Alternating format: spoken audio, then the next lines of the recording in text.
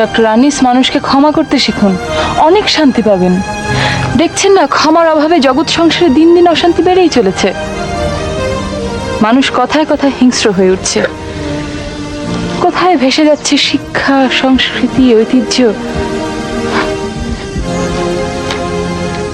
পৃথিবী নাকি সভ্যতার শীর্ষে উঠে গেছে। এই যদি হবে, তাহলে কোথায় গেল পৃথিবীর বাসিন্দাদের সুখ, কোথায় গেল শান্তি? পত্রিকার পাতা খুললেই বুকটা ধক করে ওঠে। জ্বলছে প্রাসাদ, পালাচ্ছে মানুষ প্রাণের ভয়ে, আকাশের এক প্রান্ত থেকে আরেক প্রান্তে ছুটে যাচ্ছে মারণাস্ত্র। বাবার হাতে খুন হচ্ছে সন্তান, সন্তানের ঘাড় ধাক্কা খেয়ে রাস্তায় ছিটকে পড়ছে বাবা মা।